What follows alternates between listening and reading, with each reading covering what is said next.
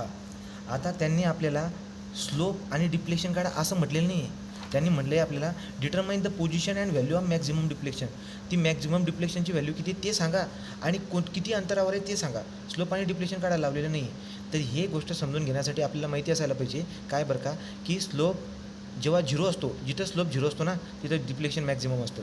एक बेसिक गोष्ट आपल्याला माहीत असायला पाहिजे की जिथं स्लोप झिरो असतो, आता स्लोपचं इक्वेशन कुठे आपल्याकडे बघा, हे स्लोपचं इक्वेशन आहे म्हणजे EI/dy/dx याला बोलतो आपण स्लोप. तो जिथं स्लोप डिप्लेशन असतो की नाही, जिथं स्लोप झिरो असतो त्या ठिकाणी, जिथं स्लोप झिरो असतो त्या ठिकाणीच डिप्लेशन मॅक्झिमम असतं. मी एक काम करतो, मला कळालं आहे ना, मला कळालं आहे. आता मी स्टेप नंबर 7 लिहितो डायरेक्ट शेवटची step 7. Calculate maximum depletion and position. Calculate maximum depletion and position. आता कसं काढणार बरं का, मला एक गोष्ट माहिती आहे, मला म्हणतो तो मॅक्झिमम डिप्लेशन काढा आणि मॅक्झिमम डिप्लेशन तेव्हाच राहणार जेव्हा मॅक्झिमम डिप्लेशन तेव्हाच राहणार जेव्हा स्लोप काय असणार, झिरो. याचा अर्थ स्लोप झिरो असणं म्हणजे काय बरं का, EI/dy/dx याला बोलतो आपण स्लोप म्हणजे थिटा. हा जेव्हा झिरो असतो तेव्हा म्हणजे तुम्ही लिहा आता इंग्रजीमध्ये, तेव्हा डिप्लेशन जो आहे म्हणजे वाय, डिप्लेशन काय असतो, वाय मॅक्स असतो, म्हणजे डिप्लेशन काय असतं, मॅक्झिमम असतं. मी एक काम करतो, मला कंडिशन कळाली ना की EI/dy/dx theta is equal to zero आहे बरोबर. तो हे स्लोप जेव्हा झिरो असतो तेव्हा आपलं डिप्लेशन किती असतो, मॅक्झिमम असतो. मग मी स्लोपच्या इक्वेशनमध्ये स्लोपची व्हॅल्यू झिरो टाकतो. मग इथं अननोन आहे एक्स, मग शिफ्ट सॉल्व आन्सर इक्वल जर मी केलं तर मला एक्सची व्हॅल्यू भेटून जाईल. मी काय करतो मग आता, so put value of slope in equation of slope. स्लोपच्या इक्वेशनमध्ये जर का आपण टाकलं तर काय होईल, dy/dx ची व्हॅल्यू मी झिरो टाकतो आहे, तो झिरो बरोबर 93.34 × x²/2. ठीक आहे. पुढे काय कंपार्टमेंट आहे, पण कंपार्टमेंटच्या नंतर निगेटिव्ह चिन्ह आहे, त्यामुळे मी निगेटिव्ह टाकतो डायरेक्टली. -80 x - 2 त्याचा स्क्वेअर /2 -120 x मायनस कंपार्टमेंट आहे मायनस चिन्ह म्हणून डायरेक्ट मायनस ठेवून टाकतो /2. पुन्हा इथं बघा बरं, इथं काय आहे, प्लस आणि मायनस आहे. तुम्ही जसं दिसतंय तसं टाकलं तरी चालेल, किंवा माझं मत काय आहे, प्लस आणि मायनस ब्रॅकेटमध्ये मायनस ब्रॅकेट जर प्लस आहे, प्लस आणि मायनस होऊन जातो. इथं डायरेक्ट मायनस तुम्ही -391.15. दोघं पॉझिटिव्ह राहिले असतं तर काही टेन्शन नाही, पॉझिटिव्हचा पॉझिटिव्ह राहिला असता, पण प्लस आणि मायनस होऊन जाईल. तर इथं जर आपण आता हे कॅल्क्युलेटरमध्ये टाकलं तर काय आन्सर येईल बघूया. 0 अल्फा इक्वल 93.34 × α x²/2 -80 × डब्बा अल्फा x - 2 ब्रॅकेटच्या बाहेर गेलो त्याचा स्क्वेअर /2. पुढे गेलो -120 × ब्रॅकेटवर अल्फा x - 4 त्याचा स्क्वेअर /2. पुढे -391.15. शिफ्ट सॉल्व आन्सर इक्वल आपल्याला एक्स भेटून जाईल. एक्स म्हणजे काय, ते अंतर भेटून जाईल. तो जो बीम आहे ना आपला, हा ए बीम, या ए बीमपासून आपण एक्सला मोजलं होतं. एक्सची व्हॅल्यू किती आली बघा, एक्सची व्हॅल्यू पद्धतशीर आली किती, 3.23. या इथं आपण लिहिणार आता की एक्स बरोबर 3.23 मीटर. याचा अर्थ असा झाला की बरोबर ए सपोर्टपासून 3.23 म्हणजे इथे जेव्हा तुम्ही येणार ना 3.23ला, तिथं आपलं डिप्लेशन मॅक्झिमम आहे. मग आता एक काम करायचं, या एक्सची व्हॅल्यू उचलायची आणि मॅक्झिमम डिप्लेशन काढायला लावले ना, मग डिप्लेशनचं इक्वेशन कुठे सांगितलं आहे आपल्याला, हे डिप्लेशनचं इक्वेशन आहे, याच्या आत उचलून टाकून द्यायची, आपलं मॅक्झिमम डिप्लेशन येऊन जाईल. मग ठीक आहे. नाऊ तो स्टेप नंबर 8 किंवा याच्यातच करूया. Put this value in depletion equation. टाका बरं आता डिप्लेशन इक्वेशनमध्ये व्हॅल्यू टाकली तर काय होईल. डिप्लेशन इक्वेशनमध्ये टाकायची मला. तो EI राहू द्या, वाय जो आहे तो वाय मॅक्स होऊन जाईल आता, कारण की एक्सची व्हॅल्यू मी आता 3.23 टाकणार आहे. 93.34 × एक्सची व्हॅल्यू काय टाकणार, 3. इथं हे सगळं दिसायला पाहिजे, राईट. तो 93.34 × x³ ना, x³ व्हॅल्यू 3.23 टाकतो. एक्सची व्हॅल्यू 3.23 त्याचा क्यूब /6 -80 एक्सची व्हॅल्यू आहे 3.23 -2 त्याचा क्यूब /6 -120 3.23 3.23 मायनस 4 त्याचा क्यूब डिवाइड बाय 6.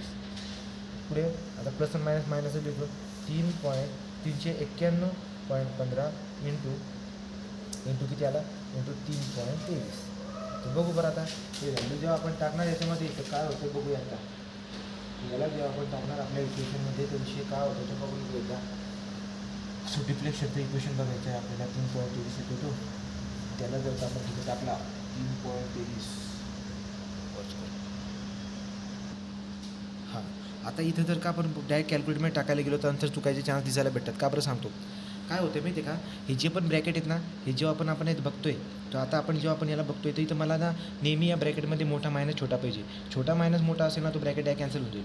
जसं की बघा इथं तर काही प्रॉब्लेम नाही ब्रॅकेट नाही, पण इथं बघा मोठा मायनस छोटा आहे, मोठा मायनस छोटा आहे ओके. पण इथं बघा बरं छोटा मायनस मोठा आहे याचा अर्थ ही जी पूर्ण टर्म आहे ना 120 हां ही पूर्णची पूर्ण टर्म निग्लेक्ट करून टाकेल मी, कारण की मला असं आवडत नाही कधी छोटा मायनस मोठा मला चालणार नाही ते काढून टाकलं.